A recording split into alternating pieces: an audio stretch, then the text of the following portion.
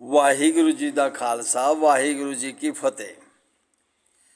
भी आज महाराज गुरु रविदास जी का जन्मदिन है, तो सुबह का मौसम बड़ा थोड़ा सा हल्का सा ठंडा है।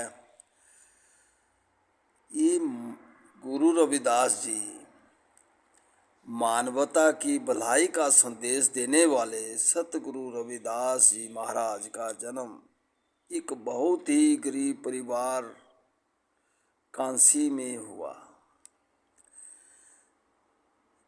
जिस समय उनका जन्म हुआ उस समय हर तरफ ऊंच नीच, जात पात का भेदभाव का बोलबाला था। पाखंड आडंबरों से भोले भाले लोगों को भ्रमित कर उन्हें लूटा जाता था। ऐसे समय में श्री गुरु रविदास जी महाराज ने अपना पूरा जीवन विवेक बुद्धि से परमात्मा की स्तुति करते हुए मनुष्य को सदाचार और मान सम्मान भरा जीने का रास्ता दिखाने में बिताया। गुरु रविदास जी महाराज ने मनुष्य जन्म के बजाय कर्म को महान महत्व दिया और हमेशा अपने शब्द रूपी प्रचार में कहा कि आदमी जन्म से नहीं कर्म से महान होता है। ऐसी ही सोच को व्यवहारिक रूप देने के लिए गुरु जी ने अपनी वाणी के माध्यम से भी समझाया। गुरु जी की वाणी लोगों के दिलों और दिमाग में बस गई और घर घर में लोग गाने लगे। गुरु जी की वाणी राजे महाराजे के दरबार में तक भी पहुंच गई और बुंजा राजों ने गुरु रविदास जी महाराज को अपना गुरु बनाया। उस समय उनकी उम्र जो है 100 साल से भी ऊपर हो गई थी। तो गुरु नानक देव जी के साथ मर्दाना गुरु रविदास महाराज के शब्द भी गाया करते थे। सुना है एक दिन गुरु नानक देव जी महाराज ने मर्दाने से पूछ लिया, भी मर्दाना ये जो शब्द आप गाते हैं ये किसके हैं? मर्दाना जी ने कहा, गुरु जी यह शब्द काशी बनारस महात्मा है एक रविदास, उनके गाता हूँ। गुरु नानक देव जी ने मर्दाना और बालाजी को साथ लेकर गुरु रविदास के यहाँ काशी में पहुँच गए। गुरु नानक देव जी ने देखा कि रविदास जी की तो एक घास की टूटी फूटी झोंपड़ी है और झोंपड़ी में ही वो जूते बनाने का काम कर रहे हैं। उस वक्त गुरु जी रविदास का बुढ़ापन आ गया था, बुढ़ापा आ गया था। वो अपने काम में इतने व्यस्त थे कि गुरु नानक देव जी पास ही खड़े, उनकी तरफ भी उनका ध्यान नहीं था। तो गुरु नानक देव जी ने मर्दाने से कहने लगे, भी रविदास काम में इतने उलझे हैं, इतने व्यस्त है, तो परमात्मा का सिमरन कब करते होंगे और ये शब्द कब लिखते होंगे? जब नानक देव जी ने रविदास जी को ध्यान से देखा तो मालूम हुआ रविदास जी का हाथ कार वालो और मन निर्कार वालो सीधा जुड़ा हुआ है। तो गुरु नानक देव जी मन में सोचा, इतना महान भगत रविदास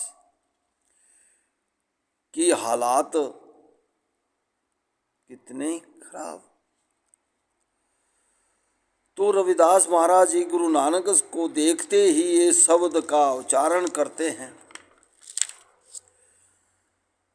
दरिद्र देखी सबको हंसे ऐसी दशा हमारी, अड़सता सीधी कर तले सब कृपा तुम्हारी। इसका अर्थ है रविदास जी नानक देव जी से कहते हैं, प्रभु मेरी दशा देखकर सब कोई हंसता है, आपकी कृपा है जो हमारी कुटिया में पधारे हैं। गुरु नानक देव जी ने विचार किया कि ऐसा अत्याचार होता है गरीबों पर, लाचार लोगों पर, और जात पात का इतना बोलबाला है, क्यों ना ऐसे चार वर्णों को एक किया जाए।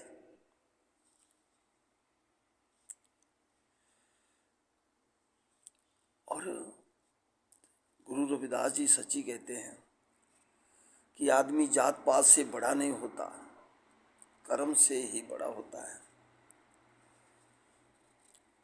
तभी तो महाराज गुरु रविदास जी ने एक शब्द उच्चारण किया कि महाराज का सिमरन, भगवान का सिमरन करने से जो है नामदेव की कबीर त्रिलोचन सदना सैन तर गए।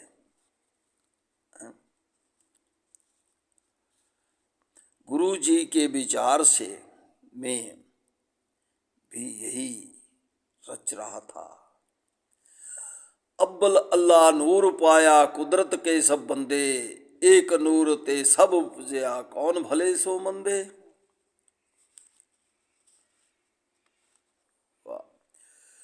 जब नानक देव जी रविदास की कुटिया से जाने लगे तो गुरु नानक देव जी ने रविदास से पूछा, क्या चाहते हो?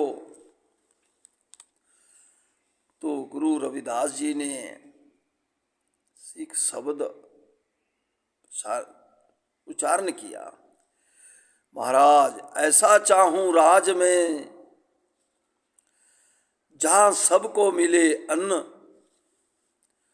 छोटा बड़ा सब एक रहे, तब होंगे गुरु रविदास जी प्रसन्न। तो महाराज गुरु नानक देव जी जो है गुरु रविदास जी के 40 शब्द लेकर जो है वापिस आ गए और उन्होंने जो है एक ओंकार सतनाम कर्ता पुरख निर्भव निर्भय अकाल मूरत आजूनी सभ्य गुरु प्रसाद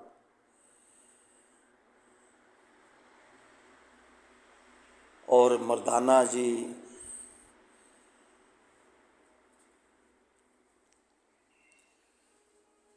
जो कि रबाब बजाया करते थे, और कबीर जी, नामदेव जी, सदना जी, गुरु रविदास जी की वाणी जो गाया करते थे, वो सब शब्द जो है गुरु नानक देव जी ने अपनी पोथी में भर लिए। और उनके जाने के बाद वह पोथी जो है गुरु लहणा देव जी, गुरु अंगद देव जी लहणा जी के पास दे दी। जब वो भी ज्योति ज्योत समा गए तो वो पोथी जो है धन धन श्री अमरदास जी के पास उन्होंने सौंप दी। और इन्होंने भी अपनी वाणी में लोगों की भलाई के लिए जो है शब्द उच्चारण किए। उसके बाद जो है तीसरे गुरु रामदास जी भी एक गरीब ही परिवार में थे। उन्होंने वो पोथी अपने पास संभाल के रखी और उसमें भी उन्होंने 3 रागों में 636 शब्द लिखे। उसके बाद जो है चौथे गुरु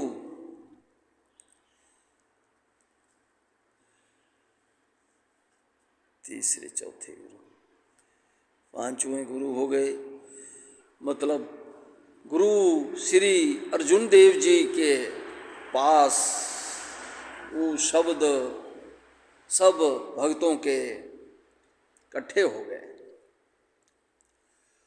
तो उन्होंने तय किया इन शब्दों को, उन वाणियों को, सभी संतों भक्तों मठों की वाणियों को वीरनम के पूज्य गुरु इकट्ठा करके ये गुरु ग्रंथ साहब की भीड़ तैयार की। वीरनम्रता के पूज्य अर्जुन देव जी ने विश्व को शर्म सांझीवाला का संदेश दिया, जिससे सबसे बड़ा प्रमाण श्री गुरु ग्रंथ साहब जी का संपादक है, जिसमें गुरु जी से लेकर सभी गुरु साहिबान के साथ साथ भक्तों तथा भट्टों की वाणी भी, जिसमें कई हिंदू तथा मुस्लिम संत भक्त है, को एकत्र करके गुरु ग्रंथ साहब की भीड़ तैयार की। श्री ग्रंथ साहिब में 5894 शब्द है, जिसमें 2216 शब्द गुरु अर्जुन देव जी के हैं। यह 1660 से 1661 स्तंभ में रचा गया और गुरु अर्जुन देव जी ने शब्दों भक्तों संतों की वाणी को लेकर जो है संसार में इसका उच्चारण हुआ। और 40 शब्द जो है संत रविदास जी के भी हैं और यह सब कबीर जी के भी हैं। तो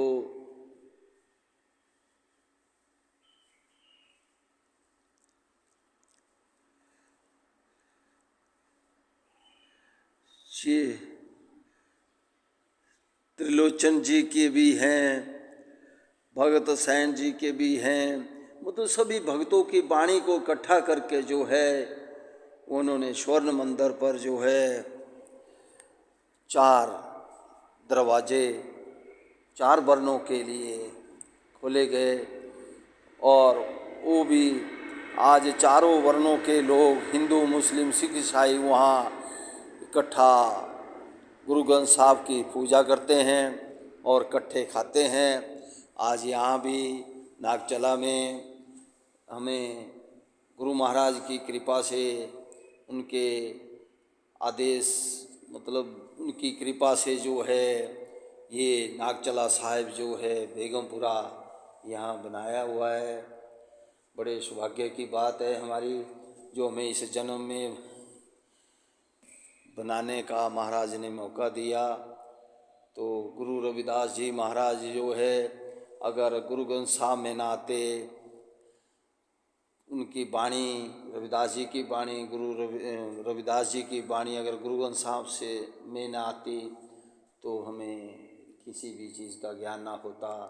आज उनकी वाणी जो संतों भक्तों की वाणी जो है पूरे संसार में जो है इनका गायन करते हैं और इनकी पूजा करते हैं और बड़ा अच्छा लगता है और बड़ा सुकून सा मिलता है। सतनाम श्री वाहिगुरु।